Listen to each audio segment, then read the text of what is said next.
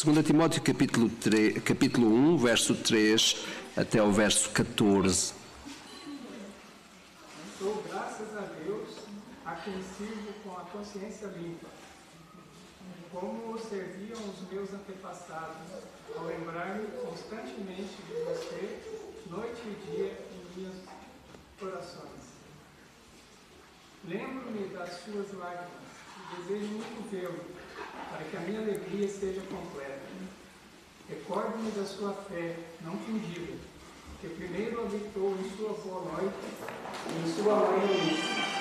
E estou convencido de que também habita em você. Por essa razão, torno a lembrar-me que mantenha viva a chama do dom de Deus que está em você, mediante a imposição das minhas mãos. Pois Deus não nos deu espírito de covardia, mas de poder, de amor e de equilíbrio. Portanto, não se envergonhe de testemunhar do Senhor, nem de mim, que sou prisioneiro dele, mas suporte comigo os sofrimentos pelo Evangelho, segundo o poder de Deus. Ele nos salvou e nos chamou com uma santa vocação, não em virtude das nossas obras, mas por causa da nossa própria determinação e graça. Essa graça nos foi dada em Cristo Jesus desde os tempos eternos, sendo agora revelada pela manifestação de nosso Salvador, Cristo Jesus. Ele tornou inoperante e a morte e trouxe à luz a vida e a imortalidade por meio do Evangelho. Esse Evangelho foi constituído pregador, apóstolo e mestre. Por essa causa também sofro, mas não me envergonho, porque sei em que tenho crido. Estou bem certo de que Ele é poderoso para guardar o meu propósito até aquele dia. Retenha com fé e amor em Cristo Jesus o modelo da sã doutrina que você ouviu de mim. Quanto ao bom depósito, guarde-o por meio do Espírito Santo que Este é um texto tão precioso que nós temos perante nós. Leva-nos a perguntar se alguma vez nós conseguimos chorar à distância ou alegrar-nos à distância. Curiosamente, na primeira carta que Paulo escreve a Timóteo, ele explicou para Timóteo o trabalho que ele devia fazer lá quando ele estava em Éfeso. Como sabem, Timóteo foi pastor lá na comunidade dos Efésios, onde ele foi pastor, e então Paulo tentou explicar para ele como é que ele devia de lidar com as pessoas na congregação. Mas nesta segunda carta que ele escreve, Paulo foca-se mais em Timóteo e procura exortar Timóteo a não desistir, a não deixar-se cair em desânimo. Eu não sei, mas o desânimo é algo que nos atropela, que se cruza na nossa vida.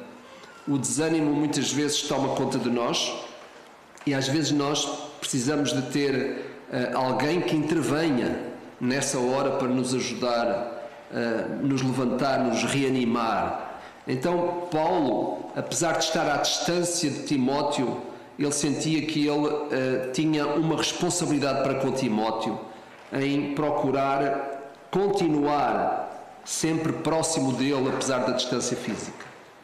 Eu não sei se nós nos preocupamos muito com os outros quando estão à distância. Podemos correr o risco de às vezes nem nos preocuparmos com os outros quando eles estão perto. Talvez à distância às vezes até é mais fácil, talvez seja mais cómodo também para nós assistir os outros à distância.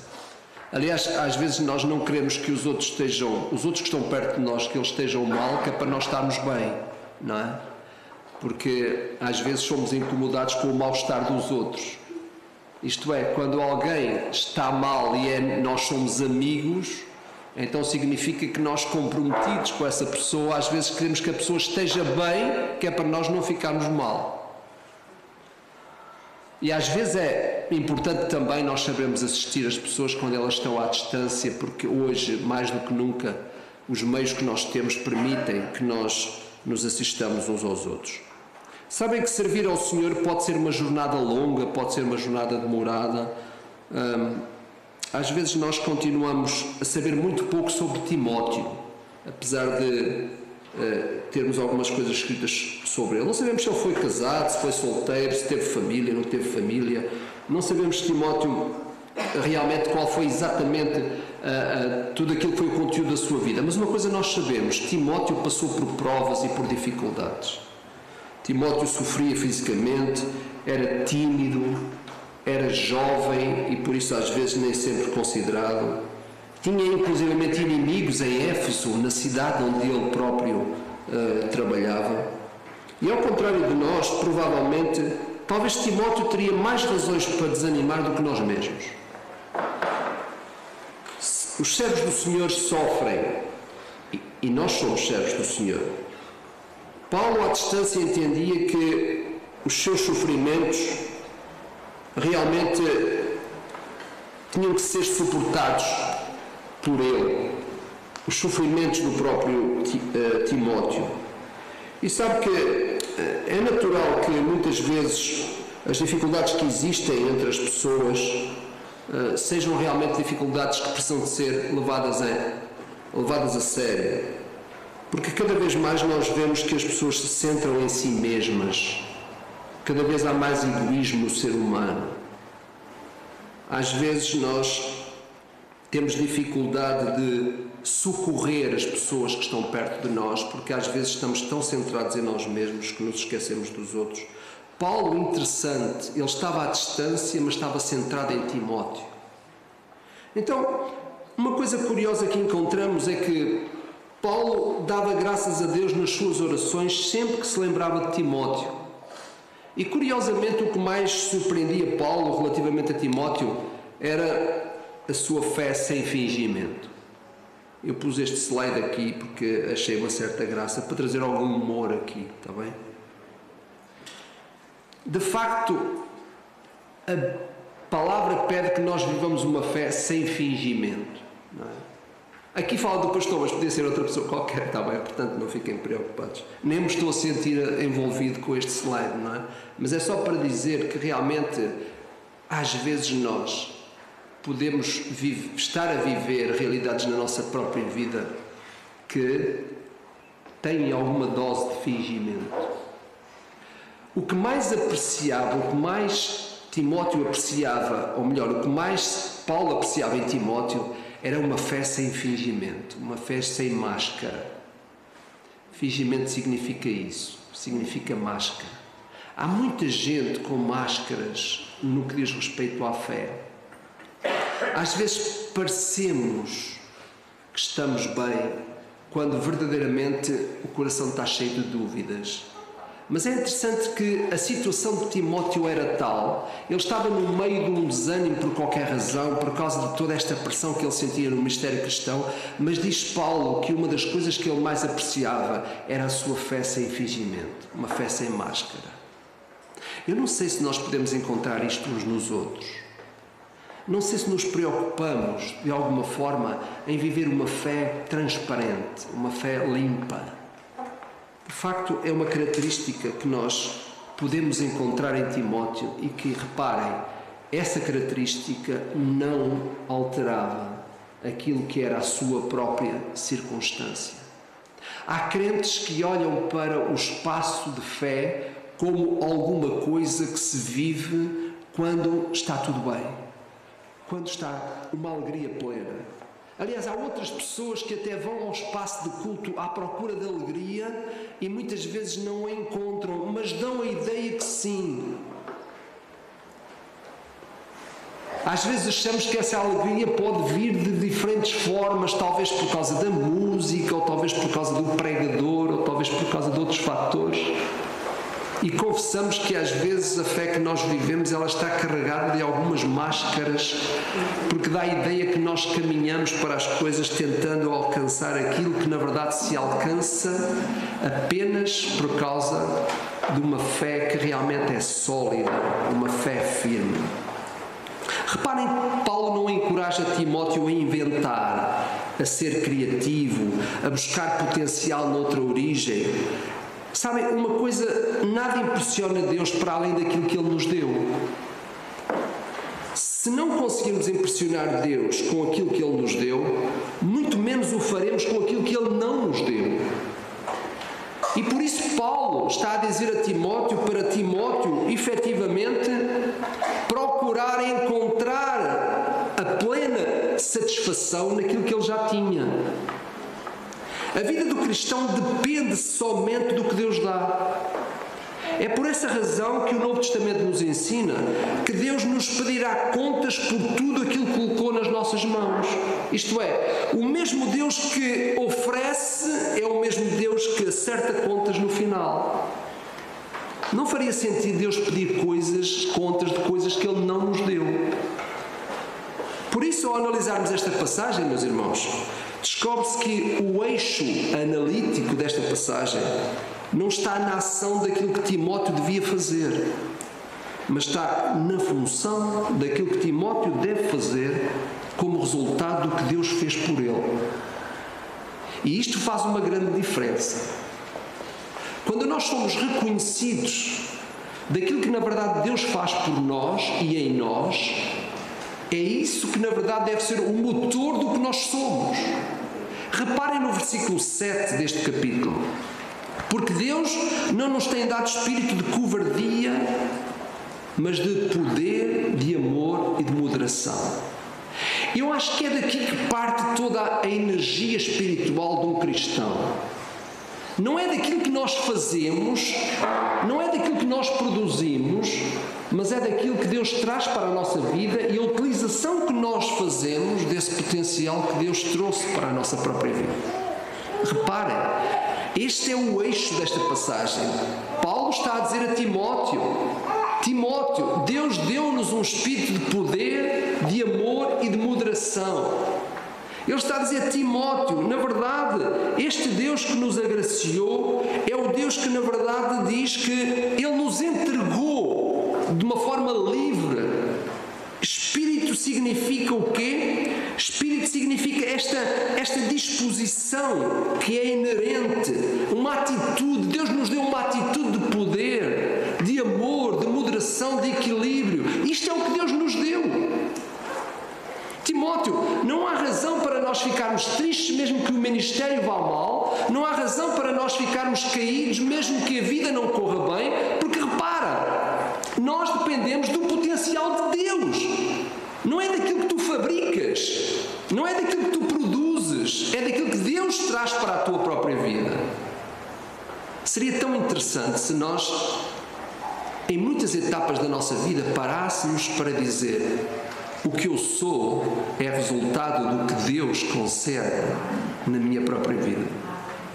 Era tão bom que nós fôssemos capazes de dizer: o que eu tenho é Deus que me dá. Aquilo que eu consigo fazer é pelas forças do Senhor em mim. Isto mudaria muitas vezes a nossa própria disposição até para enfrentarmos os problemas e as dificuldades, as nossas crises e até mesmo os receios que nós temos por aquilo que acontece à nossa própria volta. Em função do que Deus oferece que o cristão, o discípulo de Cristo vive, não é em função das suas forças, das suas capacidades intelectuais, das suas capacidades financeiras, das suas habilidades, até mesmo as habilidades que adquirimos ao longo da vida são assentes no potencial que Deus nos ofereceu. É o próprio apóstolo Paulo que chegou a considerar lixo, esterco, todo o acúmulo de coisas que ele tinha conseguido ao longo das suas vidas. Segundo ele, tudo aquilo que não nos faz ganhar a Cristo pode ser considerado perda. Que interessante. Que visão interessante de um homem que viveu há mais de 2000 anos atrás, juntamente com outros. Passou todo este tempo e parece que nós às vezes ainda não aprendemos aquilo que a Bíblia nos ensina. Deus equipou-nos com aquilo que serve para honrá-lo e glorificá-lo, através do que nós somos nele e através dele. Deus nunca está errado na maneira como nos capacitou, porque as capacidades que nos dá são inerentes ao propósito para o qual Ele nos chamou, nos predestinou e nos justificou. Deus não faz as coisas por acidente. Quando Deus nos capacitou, Ele tem um propósito para que nós correspondamos a esse propósito. Quando acreditamos que Deus nos criou com um propósito, então nós estaremos certos de que todo o trabalho que Ele faz em nós é no sentido de realizarmos esse mesmo propósito, incluindo o potencial com o qual Ele nos reveste. Paulo diz a Timóteo que há 4 ações que se espera dele e de todos os discípulos de Cristo, em função daquilo que Ele já operou em nós. Ele deu-nos um espírito de ousadia, de poder, de amor, de atitude, não tanto de sentimento, mas de atitude. Deu-nos um espírito de moderação, isto é, de equilíbrio, para nós sermos agraciados de maneira que possamos corresponder àquilo que é o propósito de Deus para as nossas vidas. De facto, há muitos cristãos orgulhosos dos seus feitos. Há muitos. Até há muitos pregadores que são orgulhosos daquilo que dizem e daquilo que pregam e das igrejas que têm, etc, etc. Meus irmãos, nada vem de nós. Gosto muito de João Batista quando ele diz que o homem não pode receber coisa alguma se do céu não lhe for enviada. E sabem quem era João Batista? Se fosse hoje, nós o considerávamos um tipo com quem nós não queremos andar. Nós não éramos capazes de o convidar à mesa, éramos capazes de não seguir os mesmos, gostos gastronómicos dele, éramos capazes de não nos vestirmos como ele, nós afastaríamos João Batista, não é? E sabem que João Batista tinha? Nada. Zero. Não tinha carro. Já podia ter um coche naquela altura, pelo menos um burrito, um cavalo, um jumento, qualquer coisa, não é? Tinha nada. E ele chega a uma certa altura e diz isto: o homem não pode receber coisa alguma se do céu não lhe for confiado. Que coisa impressionante! E nós hoje andamos carregados de coisas, sempre querendo adquirir cada vez mais e cada vez mais vazios, porque parece que nada chega, nada é suficiente. Nós não podemos receber coisa alguma se do céu não nos for confiado. Por isso, este espírito de atitude em relação àquilo que Deus faz na nossa própria vida e ao potencial com o qual Ele nos reveste, nós temos que tomar atenção a isso. Paulo está a dizer a Timóteo que para isto aconteça, a primeira coisa que ele tem que fazer é trazer à memória a fé que há nele. Vejam o verso 5. Pela recordação que guarda da tua fé sem fingimento, a mesma que primeiramente habitou em tua avó Loide e em tua mãe Eunice, e estou certo de que também está em ti.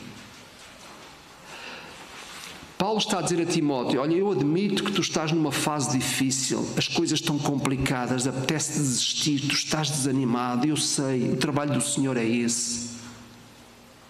Mas olha, há uma coisa, nunca te esqueças, que é Deus que nos equipa, é Deus que nos habilita, é Deus que nos capacita. Ele dá-nos um espírito de poder, de amor e de moderação. E para que tu nunca te esqueças disso e saibas que todas as coisas emergem do Senhor para nós, para que tu nunca te esqueças que o teu sucesso, a tua realização não depende de ti, mas somente de Deus, é importante que tu exercites uma coisa: tragas à tua memória a fé que há em ti. Essa fé que inclusivamente já foi vivida pela tua avó e pela tua mãe. Que coisa impressionante. Meus irmãos, há muitos momentos em que a primeira coisa a fazer é nós sermos lembrados. É tão bom sermos lembrados. A minha esposa lembra-me de coisas que eu me esqueço. Eu lembro a ela e vamos nos lembrando uns aos outros. Esta foi a primeira função que Jesus anunciou a respeito daquilo que era o trabalho do Espírito Santo quando ele chegasse à vida dos seus discípulos. Jesus sabia que os seus discípulos eram esquecidos e por isso ele disse: quando o Espírito Santo vier, ele vos fará lembrar de tudo quanto vos tenho dito. Se nós admitíssemos que somos mais esquecidos do que devíamos, a vida cristã ia melhor. Quantas vezes nós ouvimos sistematicamente verdades da palavra de Deus e elas se varrem da nossa mente? O exercício de memória na vida cristã é fundamental. A palavra lembra-te é usada nas Escrituras, particularmente por Paulo, como um apelo à memória. É provocar a lembrança. Nós precisamos ser provocados na lembrança de quem é Cristo em nós e do trabalho que Ele tem feito em nós. Lembra-te é voltar a trazer à memória tudo aquilo que nos dá esperança. E Paulo estava a dizer a Timóteo: Timóteo, lembra-te dessa fé que te tem ajudado tanto. Essa fé que te traz a esperança, que já te trouxe e vai continuar a trazer-te. Já lhe aconteceu alguma vez na sua vida ter tido necessidade de trazer à sua memória alguma coisa que lhe trouxe esperança? Consegue trazer à sua memória algum facto de experiência na sua fé com Cristo que lhe trouxe esperança? De facto, lembra-te, é um exercício que tem que ser feito com alguma regularidade na vida cristã, mesmo quando nós não estamos a atravessar qualquer crise. O lembra-te faz parte do conteúdo do que nós somos, da nossa própria alma. Imitar a Cristo é a forma mais igual de viver uma fé com fundamentos. Reparem, a fé em Cristo é alicerçada na história de Cristo, em factos vividos de forma perfeita na terra por um homem que é Deus. A fé em Cristo pode ser trazida à memória porque resulta da experiência de uma relação pessoal com Cristo. Há momentos ricos de significado vividos por todos nós como resultado do trabalho de Cristo em nós. De facto, trazer à memória a fé que há em nós significa assegurar-nos de forma segura de que Cristo é a pessoa que na verdade traz fundamento para a nossa própria vida. Eu quero ficar por aqui hoje. Teremos a oportunidade de continuar a ver quais são estas 4 características que Paulo recomenda a Timóteo. É a altura para parar. Mas espero que nenhum de nós hoje volte a casa sem se recordar da utilidade que existe em nós trazermos à nossa memória aquilo que tem sido o trabalho de Cristo em nós. Nunca esquecendo que nada resulta de nós mesmos, senão do poder, do amor, da moderação que Cristo trouxe para a nossa própria vida. Espero eu que não seja preciso momentos de crise, como Timóteo estava a passar, para nós sermos lembrados das coisas incríveis, maravilhosas, inigualáveis que Cristo tem feito na nossa própria vida. Lembra-te. Nós precisamos de um lembra-te para vermos os alicerces da nossa alma a serem fortalecidos. Não naquilo que eu faço, mas naquilo que resulta do que eu faço por causa do que Deus fez em mim. O seu poder em nós, dizia Paulo. Senhor Deus, obrigado porque esta manhã nós somos uma vez mais desafiados a esta oportunidade que temos, Senhor, de perceber que nós, por nós mesmos, não conseguimos coisa alguma. É a suficiência de Cristo em nós que nos torna capazes de sermos quem somos, estarmos onde estamos e termos o que temos. Deus, sempre que a crise vier, que não seja nas coisas que nós nos baseamos, não seja nas nossas habilidades, nem na nossa capacidade e na nossa própria sabedoria, mas que seja como resultado do potencial que Tu trouxeste para a nossa própria vida, através do qual nós continuamos a agradar o Senhor. Que nenhum de nós se esqueça do que Cristo tem dito, do que Ele tem feito e do que Ele tem produzido na nossa vida através da Sua obra. E seja nessa obra que nós nos baseamos e nos aprofundamos. Isto nós Te pedimos, em nome de Jesus. Amém. Amém.